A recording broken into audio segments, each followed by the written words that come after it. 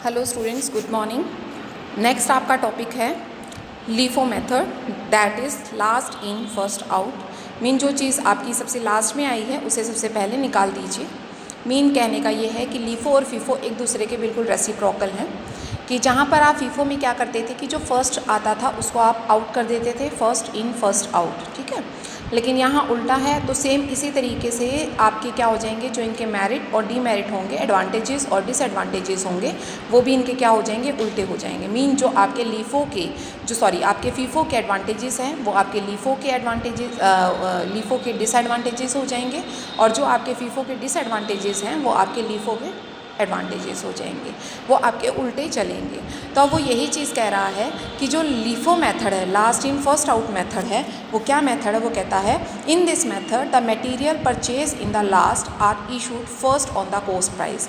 कि जो आपने मटेरियल ख़रीदा है, जो परचेज़ किया है, उसको आप क्या करेंगे, जो लास्ट में आया है उसको आप सबसे पहले आउट करेंगे, सबसे पहले निकाल देंगे, उसे बोलेंगे हम क्या, लीफो मेथड। तो ओवरऑल मेरे ख्याल से लीफो मेथड आपको समझ आ गया होगा। जैसे मान लो आपके पास 2-3 तरह का स्टॉक है। फॉर एग्जांपल जैसे मान लो आपके पास एक जो है स्टॉक है वो 100 की यूनिट्स में है, दूसरा जो स्टॉक है वो आपको 150 की यूनिट्स में है, और तीसरा स्टॉक जो है आपका, मीन ये मैं आपको डेट मेंशन कर रही हूँ, ठीक है, वो आपके पास 75 kg है, और आपने इशू करना है, मान लो 100 kg करना है, तो आप पहले क्या करेंगे, 75 वाला करेंगे, और बाकी के 25 जो यूनिट लोगे वो आप इस 150 में से लोगे, और आपके पास बच जाएंगे 100 यूनिट, तो ये वाले बच जाएंगे, और 125 यूनिट आपके पास ये बच जाएंगे, और आप इधर 100 यूनिट 75 और 25 कर दे देंगे।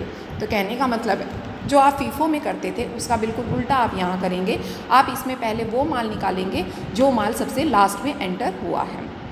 हाँ, बात आती है इसके एडवांटेजेस और डिसएडवांटेजेस की। एडवांटेजेस और डिसएडवांटेजेस की बात का मतलब है कि इसके जो एडवांटेजेस हैं वो कौन कौन से हैं। इसमें फर्स्ट एडवांटेजेस है इजी मेथड, वो आपका उसमें भी है कि ये बहुत ही इजी मेथड है।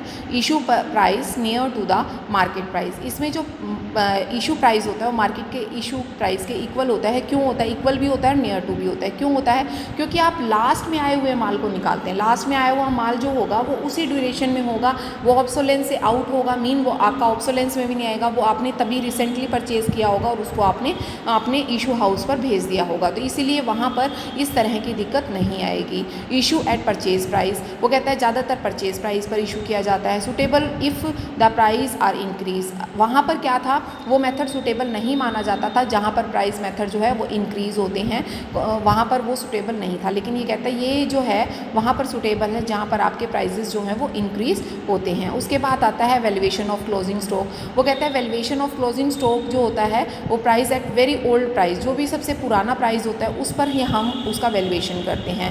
फिर दूसरा कहता है लेस प्रैक्टिस में, ये वाला मेथड बहुत कम प्रैक्टिस में होता है क्योंकि इसको ज़्यादा बेनिफिट नहीं होते। जो माल पीछे पीछे बचता रहता है वो माल बहुत ही मात्रा में ख़राब हो जाता है और लोग फिर उसे ख़रीदना भी पसंद नहीं करते। कहीं ना कहीं उसमें मान लो नमी आ जाती है, या कहीं वो पुराना हो जाता है, या डिफेक्टेड नज़र आता है।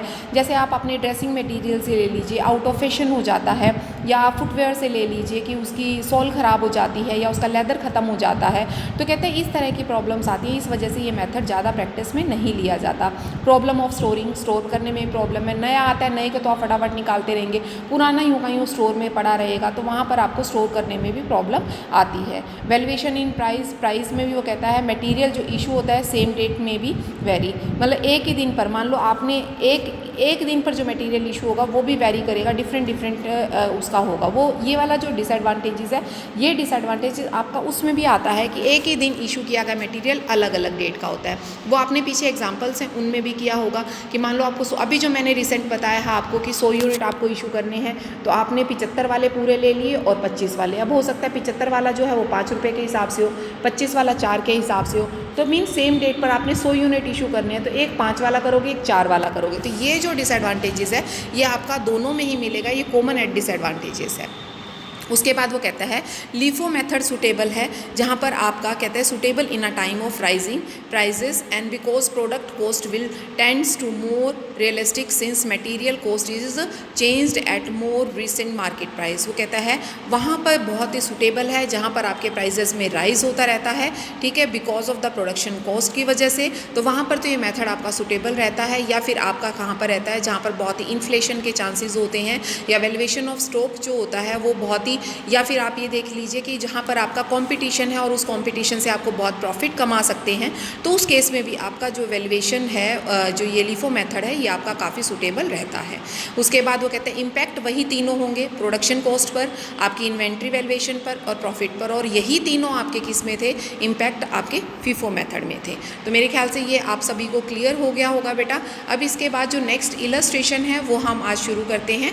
तो नेक्स्ट इलस्ट्रेशन ध्यान से देखिएगा। इलस्ट्रेशन जो मेरे पास है ये वाली, ये 8th इलस्ट्रेशन है, लेकिन ये बेटा हो सकता है आपकी बुक में कोई और हो, तो हम अगली वीडियो में इसको कंटिन्यू करते हैं। ओके बेटा।